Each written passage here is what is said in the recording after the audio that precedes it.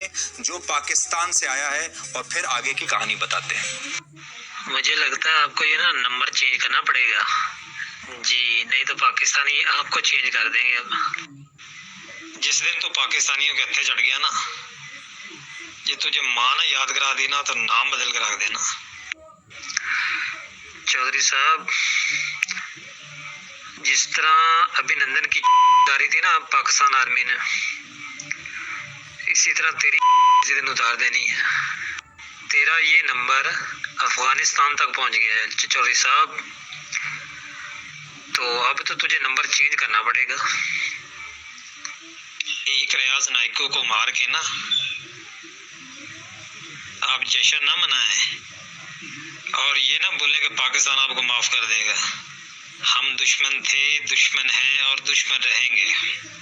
आपने एक रियाज नाइको को मारा है ना, तो इधर तो हजारों नाइको बैठे हैं साहेब। अगर माँ का दूध पिया है ना तेरी आर्मी ने, तो पीओके में आके दिखाओ। अभिनंदन आया था ना, उसकी दी हमने। कसम खुदा की, अगर तेरी आर्मी ने पीओके के करीब भी आई ना, कि तेरी आर्मी उतारी तो हमें पाकिस्तानी ना कहना। और साहब तो पाकिस्तानियों को जानता नहीं है। जिस दिन तो पाकिस्तानियों के हत्थे चढ़ गया ना, उस दिन तेरे को तेरी नानी याद आ जानी है। अरे साहब, ये में जिस तरह कश्मीर पे जुल्म कर रही है ना, इसका बदला भी तो लेना है हमने। ये जो चाय वाला इंडिया पे जुल्म कर रहा है ना चौधरी साहब, इसका हिसाब किताब भी तो देना है आपने।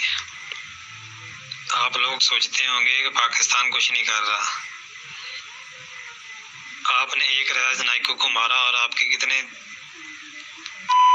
शहीद हुए ये बताया मुझे। तो पाकिस्तानियों को जानता नहीं है चौधरी साहब। तो इस तरह के कॉल्स लगातार आ रहे हैं। अब बात सिर्फ जान के खतरे की नहीं है, ये प्राइवेसी का भी एक बहुत बड़ा मामला है।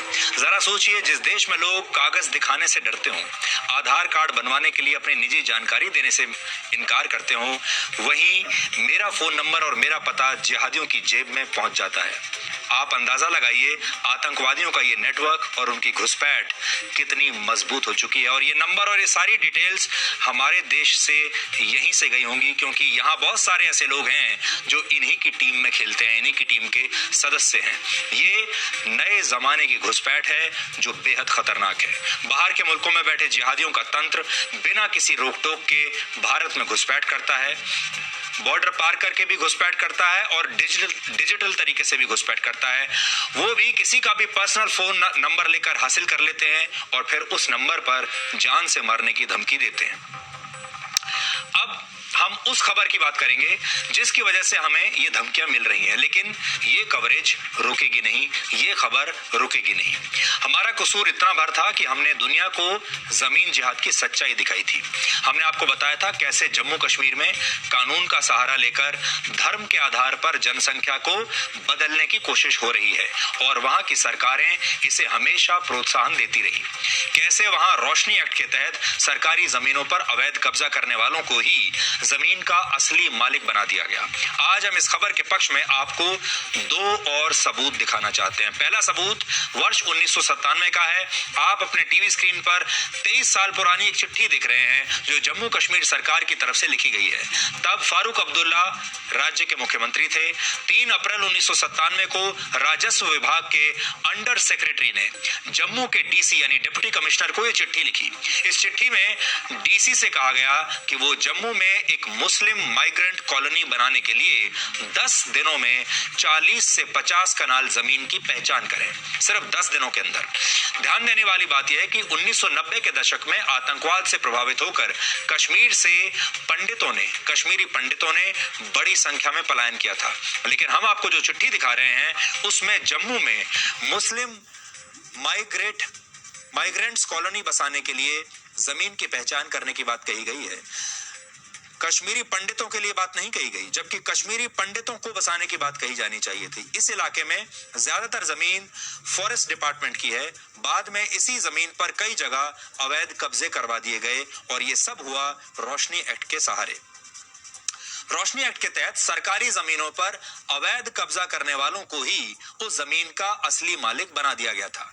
ये एक बहुत बड़ा जमीन घोटाला था, यानी आप पहले सरकारी जमीन पर कब्जा कीजिए और फिर बाकायदा संवैधानिक तरीके से आपको उस जमीन का मालिक बना दिया जाएगा, जिसमें अवैध कब्जा करने वालों को बेशकीमती सरकारी जमीनें कौड़ियों के भाव बेच दी गई थी।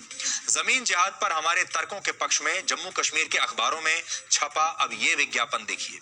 वर्ष 2015 में छपे अखबार के इस विज्ञापन में लिखा है, सिर्फ मुस्लिम समुदाय के लिए प्लॉट उपलब्ध हैं। एक और विज्ञापन है जिसमें कहा जा रहा है कि 100% मुस्लिम आबादी के बीच प्लॉट उपलब्ध है और कॉलोनी के अंदर मस्जिद भी है। अब आप बड़ी स्क्रीन पर इसको देखिए, हम आपको बड़ी स्क्रीन पर दिखाते हैं ताकि आप इसको ठीक से पढ़ पाएं। हमारे सहयोगी राजू केरनी ने जम्मू के ऐसे ही एक इलाके से एक रिपोर्ट भेजी है जहां सिर्फ एक धर्म विशेष के ही लोगों को प्लॉट बेचने के विज्ञापन दिए जा रहे हैं। ये विज्ञापन अखबारों में छपे हैं, आपके सामने हैं, और फिर भी आप कहते हैं कि ये देश धर्मनिरपेक्ष है। देखिए, कभी रोशनी एक्ट की आड़ में तो कभी अफसरशाही की मिली भगत से जमीनों पे कब्जा होता गया। और ये जो पीछे आप जमीन देख रहे हैं, ये जो पूरा प्लाटो आप देख रहे हैं, ये पूरा वो इलाका है, बजालता का इलाका है।